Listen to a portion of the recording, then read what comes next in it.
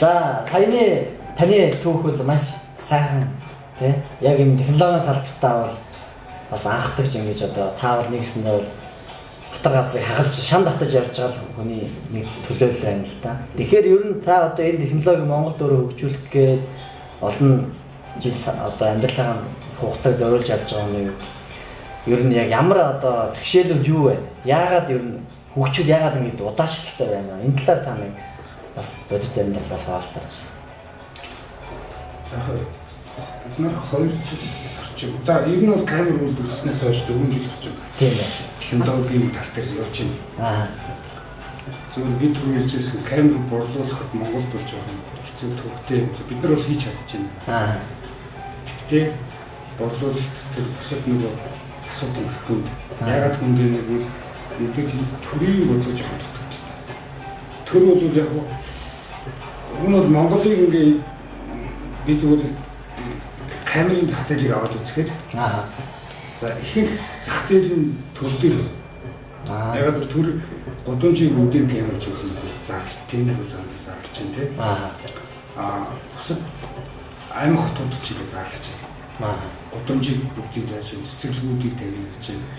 Төрийн байгууллагууд бүгдийг камерч болж байна. За төрийн одоо том компаниуд хүртэл дандаа камерч болсон одоо орчин шиг компаниуд хэлээ тий. Энэ зах зээлийнх нь их 60% чимээр төр эзэлж байгаа. Тэгэхэд уг нь бол ингээд бид нар төр дэмжижүүл бид нар камерын үйлдвэрлэлтэй гэдгээ төр хэлж байна тий. Төр бидний дэмжиж за Монголд үйлдвэрлэж байгаа энэ өсөрж байгаа энэ үйлдвэрлэлийг дэмжиж. Энэ үйлдвэрийг ядаж хөлтөрн босгоход нь төр эхний жилийн одоо тендерүүдээ биднээс авъя гэдэг бодлого барьчихвал бид нар хамхан босоод ирэх байсан байна. Гэтэл манайх ч юм тийм бодлого байдаггүй.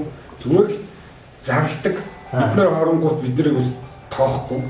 Зүгээр л нэг аваа сурцсан хитэн том компани байдаг. Тэдний л тухайг авчдаг. Тэгэхээр бол ямар ч явцгүй зүгээр нэг хайлтал найс ихтэй хүрээнд гэдэг зараа явсан л та.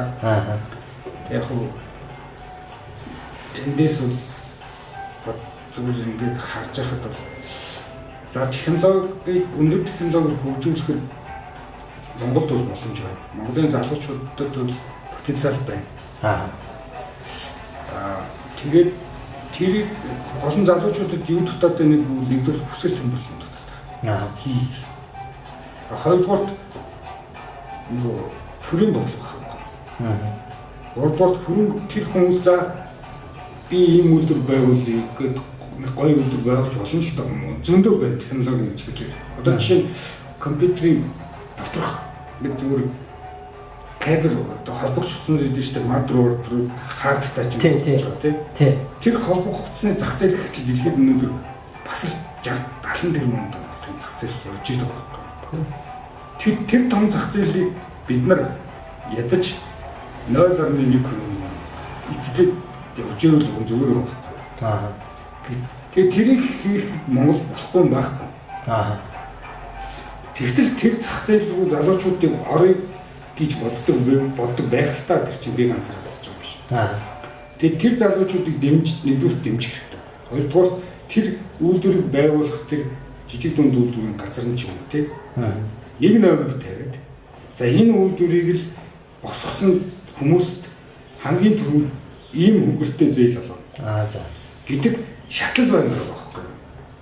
Тэгэхгүй манайхан чинь за гутлын нэг гутал хийдэг нэг хүмж ширээ хийдэг нэг хүмж технологи өндөр технологи бий хийх гэдэг бид нар зэрэг хүсэлтэж байгаа. Гэхдээ юуг нь харж байгаа нэг үл нөгөө ноос наалуу гутал нөгөө эсхийгээр юм хийж байгаа хүний төрүүлээ дэмжиж явах юм. Тэгэхээр тэр чинь нөгөө зах зээл дээр илүү үр өгөөжтэй нөгөө хурдан босох зах зээл биш болчиход байгаа. Нэг за нэг 1000 хүн хүрдэм да тэр зах зээл бол нэг 100 хүний дотор ч юм уу эргэлж идэг тэр үйлдвэрлэл тий. Тэгэхээр жижиг үйлдвэрлэл тухайн өрхийнхөө үйлдвэрлэл болчихж байгаа юм л да. Тэгэхээр улс орны хэмжээнд бол нөгөөтгч явахгүй байна. Олон жижиг юм гарч ирдэг. Нэг жижиг 100 хүний хэмжээнд яваад идэг. Гэхдээ нөгөөх нь амь арга цаахтай бүгд ингээл амь арга цагаал нэг дүүнийг ажлын байраар хангаал цаашаа хөгждөг шиг юм гэж. Нөгөө потенциал нь болдоггүй. Тэгэл дахиад дараа жил нь дахиад жижиг дүнд рүү хандаад бид нар дахиад зэрэг авч үүдрөөр өртгөө. Дахиад ингэмээр ингээл явж байгаа байхгүй тийм. Гэтэл нөгөө талаар нь зөвхөн мэдээлэл технологийн чиглэлийн энэ компаниуд дэмжиж, шууд дэмжиж, затвар дэмжиж гэж бодох гал хамгийн дөрөнд энэ зах зээл дээр бол тийм их мөнгө хэрэглэхгүй шүү дээ. Жишээ нь би энэ үйлдвэрийг байгуулахад надад нэг 20 сая орчим доллар хэрэгтэй болчихж байгаа. 20 сая $10 ихний хэлжинд. Тэгэхэд тэр жижиг дундад зарцуулаад байгаа тэр их мөнгнөөс 20 сая доллар жоохон л багтдаг. Тэгэхээр тэрийг нь дэмжиж өгчвөл бид нар хэрэв манай үйлдвэрлэл босчвол жилдээ нэг 20-оос 30 сая долларын борлуулалт боломжтой байхгүй. Тэгэхэд нэг гутлын үйлдвэрийг 200 сая төгрөгөөр дэмжих үү? Манайхыг 2 тэрбум төгрөгөөр дэмжих үү гэдэг нь. Дараа нь гарах өгөөж нь аль нь өндрөө гэдгийг л тооцохгүй байна. Энэ бол өөрөө нэг төр ямар ч бодлогогүй. Яаж хөгжих үү? Одоо жишээ нь миний бодлоор юмэр. За мэдээж тэр гутал хийдэг, ноолуур хийдэг хүмүүс байна. Гэхдээ тэрийг нэг парк болгоод нэг одоо жишээ нэг дүүрэгт багнуур дүүрэгт ч юм уу тий. Зөвхөн тэр үйлдвэр тэнд өгч. Тийшээгээ нөгөө малчид ноолуураа өгдөг. Тэгээд тэр дүүрэг бол тэргөөр өгч явж. За технологийн бидний хийх гэдэг технологийн нэг парк нэг басна үүсгэж шүү дээ. Тэгээд тэнд бол манайхан л ажиллах байна. Гэхдээ ингэж зэгцтэй хөгжүүлэхгүй нөгөө кластер маягаар хөгжүүлэхгүй бол нэг л их замбраагүй энэ тэмдгүүл нэг юм болчоод талаар нэг мөнгө тараачдаг. Эргээд барилцсан гэхээр юу ч байхгүй. Барилцтай юм байхгүй болчих. Би бол тэгж жижиг дунд үйлдвэртэй ялангуяа тийм харагдаад. Зүгээр энийг л төр дэмжчихвэл Монголд бол нөгөө боломж нь байна. Монголын залуучууд чадвар нь байна. Залуучуудад нэг дутгаж байгаа юм би. Тэр бол юу гэхээр за их залуучуудыг хараад хахад айгүй хүсэл мөрөөд юм их байна. Их гоё юм ярина. Яриад нөгөөдгийнхээ араас яг яваад гүргээд тэмцээд явах нөгөө сэтгэл гэж байгаа шүү дээ. Зүтгэл. Тэр юм дутагдлаа. Тэгээд яг жишээ надад манай компанид ажилд орж ирээд нэг ажиллаж байгаа таалагдахгүй хайж яваад гин. Дараагийн компанид орно. Тэндээ нэг гайгүй цалин үлдэн өгөхгүй бол дахиад явна. Тэр маяг нэг тийм л өндөр хаалгын юм яваад. Энийг бас зогсоом байна. Тэгээд энэ бүгдийг шийдчихвэл бид өндөр технологиг Монголд хөгжүүлээд гадаадд л их сурталчилаад бүтээгдэхүүнийг сурталчилдаг болчихвол бид бол дэлхийн зах зээл дээр тэр олон тэрбум долларын 1% эзлэхэд нэг тэрбум долларын жилд зах зээл гараад ирж шүү дээ. Чи манай эдийн засгийн бас л их том. Ер нь та яг PC board-ны яг үйлдвэрийг яагаад сонгов? Энэ PC board өөрөө яагаад тийм чухал юм бэ? Яагаад юу нэг сонгов? За хүнээр бол наа чи юм байна. Хүн бол за бие махбодоос үлдчихэ тий. Оюуханаас үлдчихэ. Тэгэхээр оюухан чинь бие махбод үлдээд юм тий. Одоо энэ би энэ одоо компьютер дээр юм бодыг тооцоод ингээд өччих штэ. Тий. Тэгэхээр бидний яриад байгаа фолкс гэж яг юм байна. Бас электроник гэдэг юм аа нөгөө бие махбод. Софтвер гэдэг чинь програм хангамж чинь оюухан. Тэгээ энэ хоёр нэгдчихэж тэр ухаалаг систем үүсчихэж байгаа. Тэгээд ухаалаг систем хүний хамгийн гол зүйл хөдөлгөгч хүч нь юу вэ?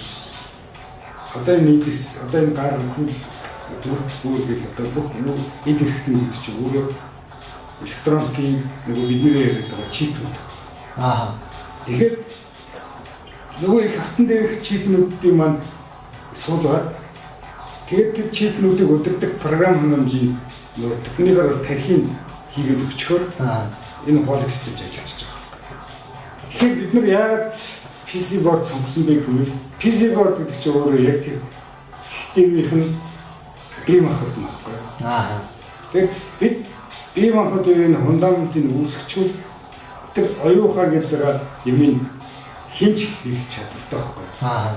Тэгэхээр бид бие махбодын анхны бие махбодын Монголд ухаалаг системийн тэр их хавтыг үүсгэчихвэл дараагийн үйлдвэр ирэх технологийн үйлдвэрлэл нөгөө технологийн парк үүсэх хамгийн гол. Тэгэхээр бид суурийг үүсгэж байгаа гэж харж байгаа байхгүй. Өөрөөр ухаалаг систем электроникийн суурийг үүсгэн энэс цаашаа бусад хүмүүс програм хангаж тэр оюуханы хийгээ яваг зарим хүмүүс бусад нөгөө дагалдах системүүдийн хийх ингээд ч нөгөө технологийн парк үүсэх энэ паркаас гарч байгаа юм дэлхийн зах зээл рүү гараад Монгол сүлжнөл гэж. Одоо таны төслөл нэлээ одоо бүр ингээд үйлдвэрлэлийн түвшин рүүгээ очиод маш ойрхон тийм хөрөнгө хамтрагч хөрөнгө оруулагч буцаагаад одоо авах компаниудаа хэлслүүдээ ингээд тохиролцсон байж байгаа тийм. Тэгэхээр одоо та яг үүнийг байгуулад Монгол талаас одоо тэр 888 төслийн зээлч гэдэг юм. Ингээ юмнуудаа бас тодорхой хэмжээний хөрөнгө оруулалтуудаа шийдэхин тулд магадгүй бас тантай хамтарч ажиллая хөрөнгө оруулалтын чиглэлээр ч гэдэг юм. Эсвэл энэ өндөр технологи үйлдвэрлэл цаашдаа хөгжүүлэх чиглэлээр танаас зөвлөгөө мэдээлэл авъя. Янз бүрийн санаа бодолтой хүн байж болно шүү дээ. Хамтарч ажиллах тийм хүмүүс хандаж та ер нь юу санал болох вэ? Юу амлаж чадах вэ? Тийм хүмүүс тантай хамтарч ажиллах хүмүүс. Хандаа зүгээр энэ төсөл дээр хамтарч ажиллая. Тэгээ төслийн хувьд ч юм уу цаашдаа ажиллаж болно шүү дээ. Бас өөр шинэ төслүүдтэй ч ажиллаж байна. Яг хөө зөв юм байна. За төсөлийг бол за жишээ энэ төслийг бол бид босгож байгаа. Яаж босгосон бэ гэвэл нойлоос ихсэн л дээ. Усаар байгаа телефонуудтай холбогдоод телефонууд биднэрт бол нэлээд том хүчин өгөөд ингээд яваад одоо бид нар бол төсөл маань ихэд бэлэн болсон. Японочдод бол төслийн маань үйлдвэрийн байрны тээзүүг үүсгэж байгаа. Энэ тээзүү гараад ирэнгүүт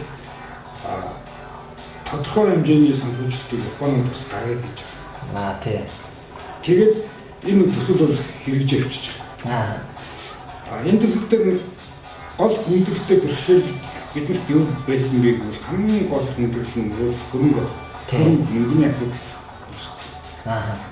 Тэгэхээр тэр мөнгийг одоо жишээ нь минийхаар харж байгаагаар ингэмээр байна. Уг нь бол Монголын төр ч юм уу бусад том компаниуд тийм ээ. Ингээд нэгдэж нийлмээр байна. Хамгийн гайгүй сайн төслүүдийг одоо жишээ нь 888 төсөл байна шүү дээ. 888-ыг сонгоцсон юм чинь тэндээс хамгийн сайн хэрэгжих 10 төслийг юм чинь 20 төслийг нэ аваад компаниудад одоо жишээ нь Монголын томоохон компани нэг 2 сая доллар ч юм уу гарах чадвар байгаа шүү дээ.